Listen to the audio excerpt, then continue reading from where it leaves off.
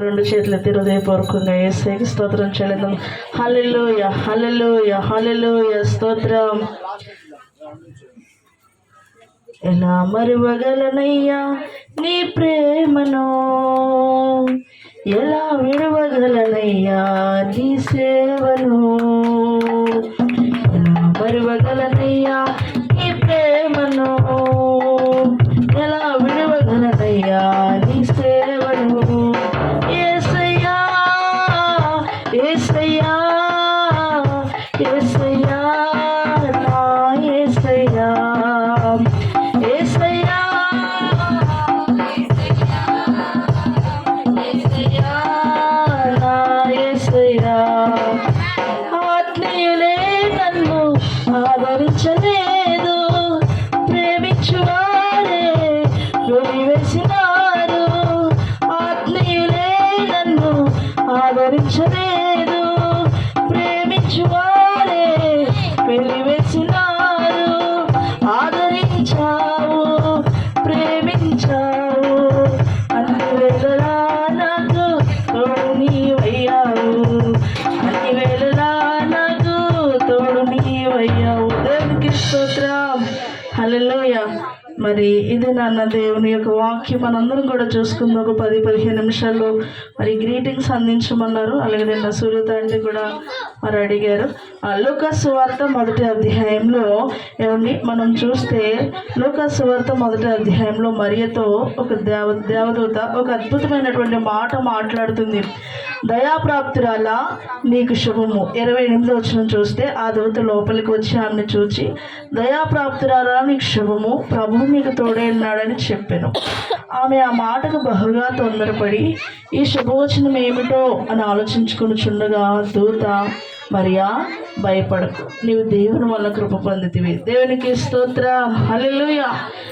దేవదూత వచ్చి మొదటి మాట మాట్లాడినటువంటి మాట దయాప్రాప్తురాల నీకు శుభము అనగానే ఆమె ఏం పలికింది? శుభమని పలకగానే మరియ చాలా తొందరపడుతుందంట.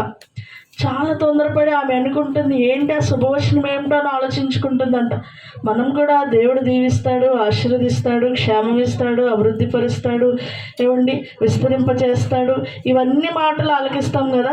అయినా కూడా మనకు తెలియని భయము, ఆందోళన ఉంటుంది. ప్రతి వాని జీవితంలో చిన్న బిడ్డ మొదలుకొని ప్రతి ఒక్కరికి కూడా ఏదో ఒక భయం ఉంటుంది. పిల్లలకి స్కూల్కి వెళ్ళాలంటే భయము, స్కూల్ ఎలా మానేయాలని భయము, ఎలా ఎగ్గొట్టాలని వాళ్ళు ఆలోచించుకుంటూ ఉంటారు. పెద్దవారికి వాళ్ళకి ఫీజులు ఎలా కట్టాలని భయము, పిల్లలు లేని వారి పిల్లలు ఎలా పుడతారా అని భయము, పిల్లలు ఉన్న వారికి పిల్లల్ని ఎలా పెంచాలని భయము, ఇలా రకరకాల భయాలతో మనం ఉంటుండగా ఈ రాత్రికాల సమయంలో మనకు ఒక శుభవార్త దూత అంటుంది, భయపడకు. దేవునికి స్తోత్రం. హల్లెలూయా. నువ్వు ఏ సమస్యతో, ఏ బాధతో, ఏ ఇరుకుతో, ఏ ఇబ్బందితో, ఏ గందరగోళంతో ఇక్కడికి వచ్చావో నాకు తెలియదు, కానీ దేవుడు నీతో మాట్లాడుతున్నటువంటి మాట భయపడకు, నువ్వు దేవుని వల్ల కృప పొందుతీవి. కీర్తన గ్రంథం 34వ అధ్యాయం 4వ వచనంలో దావీదు కూడా అంటాడు. చూడండి, కీర్తన గ్రంథము 34వ అధ్యాయము 4వ వచనం. నేను యెహోవా యొద్ద విచారణ చేయగా ఆయన నాకు ఉత్తరం ఇచ్చెను, నాకు కలిగిన భయములన్నిటిలో నుండి ఆయన నన్ను తప్పించెను. దావీదు కూడా అంటున్నాడు, నేను యెహోవా యొద్దకు విచారణ చేస్తే దేవుడు నాకు కలిగిన భయములన్నిటిలో నుంచి కూడా తప్పించాడు అంటున్నాడు. ఏమండి, ఒక స్త్రీ ఉందంట, సజీవమైనటువంటి సాక్ష్యము. ఒక స్త్రీ ఏమండి చాలా పేదరాలు, ఏమండి ఆమెకు చాలా అవసరం ఉంది. ఇంట్లో చూస్తే ఇంట్లో సరుకులు ఏమి లేవు. అయితే ఆమె అనుకుందంట, ప్రార్థన చేస్తుంది. ఆమెకు విశ్వాసం అయితే ఉంది. విశ్వాసంతో ప్రార్థన చేసుకుని, ప్రభువా నాకు అది కావాలి, ఇంట్లో చూస్తే ఏమీ లేవు అని చెప్పి ప్రార్థన చేసుకుంటే ఆమెకు ప్రేరేపణ వస్తుందంట. నీకు కావాల్సినవన్నీ ఒక లిస్ట్ రాయని ప్రేరేపణ వస్తుందంట. వస్తే ఆమె ఏం చేస్తుందంటే లిస్ట్ రాసుకుందంట. ఏం కావాలో అవన్నీ కూడా లిస్ట్ రాసుకొని మళ్ళీ ప్రార్థన చేస్తున్నాను, ప్రభువా మరి రాయమన్నావు కదా, లిస్ట్ రాసాను, నాకు ఇవన్నీ కావాలి నా గృహంలోకి అని కావాల్సినవన్నీ కూడా రాసుకొని మళ్ళీ ప్రార్థన చేస్తే దేవుడు అన్నాడంట, ఆ లిస్ట్ పట్టుకొని ఇప్పుడు షాపు దగ్గరికి వెళ్ళానంట. షాప్ దగ్గరికి వెళ్ళింది, చేతిలో చూస్తే డబ్బులు లేవు. అయినా విశ్వాసంతో షాప్ దగ్గరికి వెళ్ళింది. షాప్ దగ్గర చూస్తే చాలామంది ఉన్నారు. అప్పుడు ఆమె అడుగుతుంది, ఏమండి నాకు అందరి ముందు అడగడం ఆమెకి సిగ్గు అనిపించి, సరే అరువు ఇవ్వండి, నేను ఈ లిస్టులో ఉన్నాయన్నీ అరువు ఇవ్వండి, తర్వాత నేను మీకు డబ్బులు ఇస్తాను అని ఆమె అంటే, ఆ షాపు ఓనర్ అన్నారంట, అరువు అడుగుతున్నావేంటి, నువ్వు ఏసై పెట్టావు కదా, ఏసై నీకు డబ్బులు ఇవ్వలేదా, ఏసై నీకు అన్నీ ఇచ్చేస్తాడు కదా, విశ్వాసంతో అడిగితే మీ దేవుడు ఏదైనా ఇస్తాడు, ఎవరినైనా పంపించి ఇచ్చేస్తాడని చెప్తారు కదా, మరి మీ దేవుడు అప్పడగమన్నాడా అని చాలా వ్యంగ్యంగా ఆమెను మాట్లాడారంట. మాట్లాడితే ఆమె అన్నదంటే, మీరు ఇస్తే ఇవ్వండి, లేదంటే నేను వెళ్ళిపోతాను, ఇవ్వనంటే అలా మాత్రం ఎటకరించకండి అని అన్నదంట. అంటే సరే అయితే మీ దేవుడే పంపిస్తాడులే, నువ్వు వెళ్ళిపో, నేనైతే మాత్రం అరువు ఇవ్వను అంటే, సరేనండి మా దేవుడు ఏదో ఒక రకంగా పంపిస్తాడు అని ఆమె వెళ్ళిపోయిందంట. వెళ్ళిపోయి ప్రార్థన చేస్తుందంట. ప్రార్థన చేస్తుంటే ఇంక అనిపించింది, చూసావా దేవుడు పంపించేస్తానన్నారు కదా, మరి దేవుడు పంపించలేదేంట్రా ఆమెకు అని అనిపించి అతనికి అనిపించిందంట. సరే ఈ లిస్టులో అన్నీ నేను కడతానని అనిపించి లిస్టులో ఏదైతే రాసిందో ఆమె అయితే బాధతో లిస్టు కూడా పట్టుకుని వెళ్ళలేదు. ఇంకా లిస్ట్ కూడా అక్కడ అతని దగ్గర వదిలేసి వెళ్ళిపోయిందంట. ఆ లిస్టులో అన్నీ కూడా ఒకటి కాదు డబల్ కట్టాడంట. ఆయన కట్టి ఆ అసిస్టెంట్తో అన్నాడంట, పనోడితో, నువ్వు ఆ ఇల్లు తెలుసా అని అంటే, తెలిసి ఇక్కడ సమీపంలోనే వారి ఇల్లు అంటే, సరే నువ్వు పట్టుకెళ్ళి ఇది సాతాను ఇచ్చాడని చెప్పు. ఏం చెప్పాలి? సాతాను ఇచ్చాడని చెప్పు. మరి ఆవిడ తీసుకుంటే కనుక ఆవిడ సాతాను కూడా ఒప్పుకుంటుంది, సాతాను కూడా సాయం చేస్తాడని. అయితే సాతాను ఇచ్చాడని చెప్పి ఆవిడ ఎలా రియాక్ట్ అవుతుందో నాకు చెప్పు అని చెప్పి ఆ లిస్టులో రాసినవన్నీ కూడా డబల్ కట్టేసి అవన్నీ కూడా వారి ఇంటికి పంపించాడంట. అప్పటికి ఆమె ప్రార్థన చేస్తుంది. ప్రార్థన చేస్తుంటే ఎవరో డోర్ కొడుతున్నారు. డోర్ తెరిచింది, సరుకులన్నీ కనిపిస్తున్నాయి. ఆమె చాలా సంతోషం అనిపించి, ఏంటండి అంటే, ఇదిగో మీకోసం సాతాను పంపించాడు, ఇవన్నీ తీసుకోండి అంటే ఆమె చాలా సంతోషంగా తీసుకుంటుందంట. ఆయన అన్నారంటే, ఇదేంటి మరి సాతాను పంపించిందన్న నువ్వు తీసుకుంటున్నావు, మీ దేవుడు కాదు ఇక్కడ పంపించింది, సాతాను పంపించాడంటే, అవునండి మా దేవుడు సహాయానికి సాతాను కూడా వాడుకున్నాడు అందంట. దేవునికి స్తోత్రం, హల్లెలూయా. ఆశ్చర్యకరుడు, ఆలోచనకర్త, నిత్యుడగు తండ్రి, సమాధానకర్త, ఆశ్చర్యకరుడు, ఆలోచనకర్త, నిత్యుడగు తండ్రి, సమాధానకర్త, తన వంటి ఎవరున్నారిలలో, తన సాటైనా దీటైనా పాడాలందరూ. తన వంటి గొప్ప దేవుడు ఎవరున్నారిలలో, తన సాటైన దీటైన దేవుడు లేడిలలో. ఆశ్చర్యకరుడు, ఆలోచనకరుడు. నిజమే కదా, మన దేవుడు ఎవరు చెప్పండి? ఆశ్చర్యకరుడు. శూన్యంలో సమస్తాన్ని కలిగి చేసినటువంటి దేవుడు ఆయన సహాయానికి ఎవరినైనా వాడుకుంటాడు, దేన్నైనా వాడుకుంటాడు. ఆయన మన ప్రార్థన ఆలకిస్తే. దేవునికి స్తోత్రం. ఒక అధికారి యేసుప్రభు దగ్గరకు వచ్చి అన్నాడంట, యేసుప్రభు కోసం తెలుసుకుని, అయ్యా నా కుమార్తె చనిపోయింది. చెప్పండి ఏంటి? చనిపోయింది, అయినా నువ్వు వస్తే ఆమె బ్రతుకుతుంది అన్నాడంట. దేవునికి స్తోత్రం. ఆయన ఎప్పుడు అద్భుతం చేస్తాడో తెలుసా? ఆయన పూర్తిగా నమ్మిన వారికి అద్భుతం చేస్తాడు. అపనమ్మకం ఉంటే సొంత దేశమైన సొంత జనులను అద్భుతాలు చేయలేదంట. దేవునికి స్తోత్రం, హల్లెలూయా.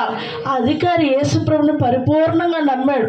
అందుకని ఆయన ఆజ్ఞల్లో ప్రధానమైన ఆజ్ఞ ఏంటంటే, నీ పూర్ణ హృదయంతో, నీ పూర్ణ మనసుతో, నీ పూర్ణ ఆత్మతో నీ దేవుడైన యెహోవాని ప్రేమింపవాలి. ఇదే ప్రధానమైన ఆజ్ఞ. అంటే మనం పరిపూర్ణంగా నమ్మాలి దేవుణ్ణి.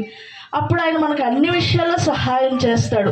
ఈ అధికారి కూడా వచ్చి, అయ్యా నా కుమార్తె చనిపోయింది, అయినా పర్వాలేదు నువ్వు వస్తే ఆమె బ్రతుకుతుంది అన్నప్పుడు యేసయ్య ఒక మారు మాట కూడా మాట్లాడకుండా లేచి వెంటనే వెళ్ళిపోయాడంట. మనం చూస్తే మత్తయి సువార్తలో అది మనం చూస్తే మనకి కనిపిస్తుంది. మత్తయి సువార్త ఆ మాట ఆ వచనం ఒకటి చదవండి. మత్తయి సువార్త 9వ అధ్యాయము 19వ వచనంలో చూస్తే, ఆయనకు మొక్కి నా కుమార్తె ఇప్పుడే చనిపోయింది, అయినా నువ్వు వచ్చి నీ చెయ్యి ఆమె మీద ఉంచు, ఆమె బ్రతుకుదన్న. యేసు లేచి అతని వెంట వెళ్ళిన ఆయన శిష్యులు కూడా వెళ్ళిపోయారు ఆయన వెనక. ఆయన ఎంత విశ్వాసంతో అడుగుతున్నాడు, ఎంత నమ్మకంతో అడుగుతున్నారు. అయ్యా నా కుమార్తె చనిపోయింది, ఇంకా లేదు, సజీవంగా లేదు, ఆఖరికి అనూపురితో కూడా లేదు, చనిపోయింది.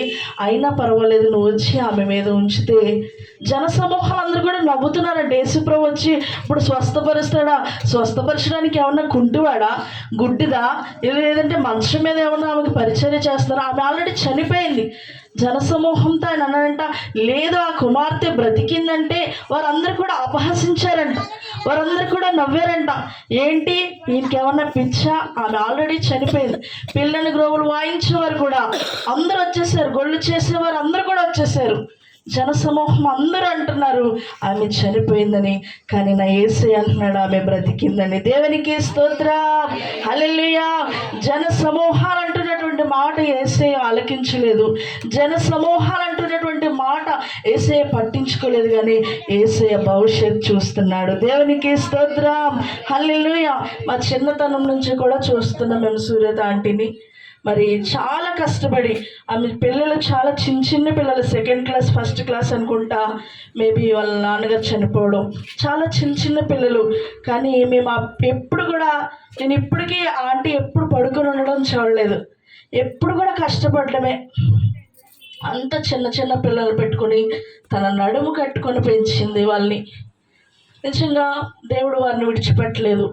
ఆయన నమ్మిన వారిని ఆయన ఎప్పుడు కూడా విడిచిపెట్టడు. ఏ శుక్రవారం కానీ ఏ ఆదివారం కానీ ఉదయకాలం కుదరకపోయినా రాత్రికాల సమయంలోనే దేవుని మందిరానికి వస్తారు. శుక్రవారం 3 అయిపోయినా కూడా ఆంటీ డ్యూటీ, ఆంటీ అయిపోయిందా అంటాను. నేను ఒకసారి అటగారు వాడతా, అయినప్పటికీ ఆంటీ అంటారు, లేదమ్మా నేను ప్రార్థన చేసుకున్నా వెళ్ళిపోతాను అంటారు. అంత విశ్వాసం. దేవుడు వారిని సిగ్గుపరిచారా చెప్పండి? సిగ్గుపరచలేదు. అధికారులు ప్రధానులు దేవుడు రాంబాబు వివాహం జరిగించారు. దేవునికి స్తోత్రం, హల్లెలూయా. ఆయన నీతిమంతుల్ని భిక్షమెత్తుట కానీ ఆయన చూడలేదన్నాడు. నీ భారం యెహోవా మీద మోపినప్పుడు ఆయన ఆదుకుంటాడంట. ఆయన నీతిమంతులు అన్నడూ కదలనీయడని దేవుని యొక్క వాక్యం సెలవిస్తుంది. మనం కూడా పరిపూర్ణంగా దేవుని మీద ఆధారపడినప్పుడు మనం సజీవమైనటువంటి సాక్ష్యాన్ని చూస్తున్నాం. చిన్నతనం నుంచి వారిని పెంచి ప్రయోజకులుగా చేసిన దేవుడు మన భవిష్యత్తులో కూడా చేస్తాడు. ఎప్పుడు నీతిగా యథార్థంగా ఆయన పాదాలు పట్టుకొని బ్రతిమలాడినప్పుడు, పరిపూర్ణమైన నమ్మకం, పూర్తి నమ్మకంతో ఆయన మీద ఆధారపడినప్పుడు దేవుడు మనకు కార్యాన్ని చేస్తాడు. ఒక సజీవమైనటువంటి సాక్ష్యం నేను చెప్పి ముగిస్తాను. ఏమండి, ఒక సేవకుడు అని చెప్పొచ్చు. ఆయన కోసము మీరు అప్పుడప్పుడు ఎక్కడికన్నా ఏజెన్సీ ఏరియాలో కానీ లేదంటే ఏదన్నా స్తంభాల మీద కానీ చూస్తే ఏసే దేవుడు, ఏసే రక్షకుడు, ఏసే నిన్ను ప్రేమిస్తున్నాడు, ఇలాంటి వాక్యాలు మనకి కనిపిస్తాయి కదా. అలాంటి వాక్యాలు ఒక అతను ఎప్పుడు కూడా రాస్తూ ఉంటాడంట. ఏమంటే సమీపమైనటువంటి ప్రాంతాలన్నీ కూడా తిరుగుతూ, ఆయన పేరు శాంతారావు. ఆయన చెప్పినటువంటి సజీవమైన సాక్షి, ఆయన వాక్యాలు అలా రాస్తూ ఒక్కొక్క గ్రామము అలా తిరుగుతూ ఉంటాడంట. ఇంకా ఆయన పని ఏంటంటే ఎక్కడికన్నా వెళ్ళి ఆ ఏరియాలో అలా ఎక్కడ కనిపిస్తే స్తంభాలు అన్నట్లకి కూడా రాస్తూ, మళ్ళీ అక్కడి నుంచి ఒకవేళ తన పని అయిపోయిందంటే వేరే గ్రామం వెళ్ళిపోవడం. అంటే ఒక ఆత్మైన రక్షించబడితే దానివల్ల దేవునికి ప్రయోజనం. దేవునికి స్తోత్రం. ఇంకా ఆయనకి గృహం లేదు, ఏమీ లేదు, తిండి సౌకర్యం ఏమీ చూసుకోడు. ఆయన దేవుణ్ణి ఎక్కువగా ప్రేమిస్తూ అన్ని సమర్పించేసుకున్నాడు ఇంకా దేవుని కోసం. అలా గ్రామాలు తిరుగుతూ అనుకోకుండా ఒకనొక రోజున ఏమైందంటే, ఈ హర్యానా ఆ ప్రాంతాల్లో చాలా అడవుల్లోనికి వెళ్ళిపోయాడంట అతను. తెలియకుండా దగ్గరగా ఊరు వస్తుంది అనుకొని అలా నడుచుకుంటూ వెళ్ళిపోతే ఇంకా చాలా చీకటి అయిపోయింది. చెట్ల మీద రాసుకుంటూ వెళ్ళిపోతున్నాడు. కొండల మీద అదిని రాసుకుంటూ వెళ్ళిపోతుంటే రాత్రి 7 అయిపోయింది. ఇంకా తిరిగి మరి వెళ్ళాల్సిన పరిస్థితి లేదు. చాలా భయంకరమైనటువంటి శబ్దాలు వినిపిస్తున్నాయి, చాలా భయంకరమైన సౌండ్లు వస్తున్నాయి. అప్పుడు అతను ఒకటే ప్రార్థన చేసుకున్నాడంట, ప్రభువా నాకు ఈ రాత్రికాల సమయంలో నువ్వు నాకు సహాయం చేయి, నన్ను బ్రతికిస్తే నీ పని చేస్తాను, లేదు ఈ క్రూర మృగాల మధ్య ప్రాణం తీస్తే మరి నీకోసమే నా ప్రాణం అర్పిస్తానని అతను ప్రార్థన చేసుకుని సూచక్రియ అడిగాడంట.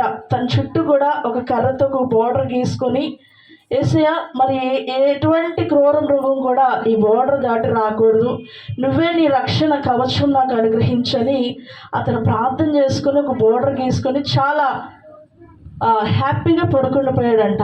చాలా భయంకరమైన శబ్దాలు వినిపిస్తున్నాయి. పులుల శబ్దం వినిపిస్తుంది, సింహాల శబ్దం వినిపిస్తుంది. ఈ శబ్దాలన్నిటి మధ్యలో యేసుని ప్రార్థన చేసుకొని ఆయన నిద్రపోయాడంట. ఉదయకాలం సూర్యకాంతి ఆయన ముఖం మీద పడుతున్నప్పుడు ఆయన లేచి చూసేసరికి ఆ బోర్డర్ చుట్టూ పులి అడుగులు ఉన్నాయంట, సింహపు అడుగులు ఉన్నాయంట, ఏవండి ఏనుగు అడుగులు కూడా ఉన్నాయంట. కానీ ఏది అతన్ని తాకలేదు. దేవునికి స్తోత్రం, హల్లెలూయా. నిన్ను నమ్మిన వారు సిగ్గుపడరు, నిన్ను నమ్ముకుంటే ఎక్కు తీయరు. నిన్ను నమ్మిన వారు సిగ్గుపడరు, నిన్ను నమ్మినచో సిగ్గుపడరు. ఏమి లేకుండా వచ్చితిని, నిండుకుండగా నన్ను మార్చితివే. ఏమి లేకుండా వచ్చితిని, నిండుకుండగా నన్ను మార్చితివే. ఎలోహిం, ఎలోహిం, ఎలోహిం, ఎలోహిం, ఎలోహిం, ఎలోహిం, ఎలోహిం, ఎలోహిం. చిన్న దేవుని ఆయన సజీవమైనటువంటి సాక్ష్యం నాకు చాలా ఆశ్చర్యం అనిపించింది. నిజంగా ఆయన సాక్ష్యం ఏమండి చాలా నిజంగా ఆశ్చర్యపరిచింది. ఎందుకోసం అంటే పులిల అడుగులు ఉన్నాయంట, సింహపు అడుగులు ఉన్నాయంట. మరి ఇప్పుడు అంత అడవులోంచి బయటకు వెళ్ళాలంటే చాలా దూరం, ఎంత నడిచినా కూడా రాదు.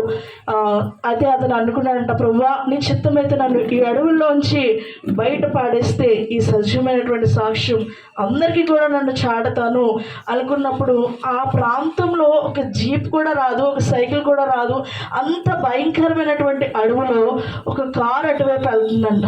ఒక కారు అటువైపు వెళ్తుంటే అతను చూస్తున్నాడు, నేను ఎవరిని సహాయం అడగను, నువ్వు ఒకవేళ నా కోసమే సహాయాన్ని పంపిస్తే ఆ కారు నా దగ్గరికి వచ్చి ఆగాలని ప్రార్థన చేసుకున్నాడంట. ఆ కారు ఆయన దగ్గరికి వచ్చి ఆగిందంట. ఆగి ఆయన అన్నారంట, మీరు ఎక్కండి అని చెప్పేసి అంటే ఆయన అన్నారంట, మీరు ఎక్కడికి వెళ్ళాలండి అంటే, ఎక్కడికి వెళ్ళాలో నాకు తెలియదండి, నేను దేవుని పనులు ఇలా సాగిపోతాను అని చెప్పేసి అంటే ఆయన అన్నారంట, సరే ఎక్కండి కారు, మేము మహారాష్ట్ర వైపు వెళ్తున్నాము, అక్కడ మిమ్మల్ని దించేస్తాము అంటే ఆయన అన్నారంట, నేను చూస్తే చాలా వాసన కొడుతున్న 4-5 రోజులు అవుతుందండి, మరి ఇవన్నీ కూడా శుభ్రం చేసి నా బ్రష్లు, ఈ పెయింటింగ్ పని ఇదంతా కూడా చాలా స్మెల్ వస్తుంది, నేను కారు ఎక్కనన్నారంట. ఏదొచ్చినా పర్వాలేదు, నువ్వు కారు ఎక్కి నేను తీసుకువెళ్తామన్నారంట. వారు ఎక్కించుకున్న తర్వాత వారు అడిగారంట, ఇంత అడవిలో నువ్వేం చేస్తున్నావు అంటే, నేను దేవుడు పని చేయడానికి వచ్చానండి, మరి ఈ విధంగా జరిగిందని తన సాక్ష్యం వినిపిస్తే, నిజంగా నేను దేవుడే రక్షించాడా అంటే, మరి దేవుడు రక్షించకపోతే నేను ప్రార్థన చేస్తే మిమ్మల్ని ఎవరు పంపించారంట అని అడిగారంట. నిజంగా ఈ అడవిలో మాకు పని ఏం లేదు కానీ కావాలని మేము ఎలా వచ్చామన్నాడు. నేనేమనుకున్నాను తెలుసా, నేను ఏమన్నా మిమ్మల్ని అడిగానా, ఎక్కించుకోమని అడిగానా, కానీ మీరే ఎక్కించుకున్నారు. నేను చెప్పాను అప్పటికి నా దగ్గర వాసన వస్తుందండి, మరి నా దగ్గర ఏ శుభ్రత లేదన్నా కూడా మీరు ఎక్కించుకున్నారు. మరి అంటే నిజమే, వారు కూడా దేవుని విశ్వసించారంట. అన్యులు వారు కూడా విశ్వసించి ఆ మహారాష్ట్ర ప్రాంతాలకు వచ్చి ఆయన చేత రాయించుకున్నారంట. దేవుడు అన్యుల నోట కూడా పలికిస్తాడు. యేసే నిజమైన దేవుడు అని. దేవునికి స్తోత్రం, హల్లెలూయా. ఈ రాత్రికాల సమయంలో యేసుని పూర్ణ మనసుతో మీరు ఏ సమస్యతో ఉన్నప్పటికీ కూడా ఏమంటే మీరు పరిపూర్ణంగా దేవుణ్ణి ప్రార్థన చేసినప్పుడు, ఆయన మీద పరిపూర్ణంగా ఆధారపడినప్పుడు దేవుడు నీతిమంతులను సిగ్గుపడనిచ్చే దేవుడు కాదు. దేవుడు ఇచ్చిన సాక్ష్యం దీవించును గాక, వాక్యం దీవించును గాక. ఆమేన్.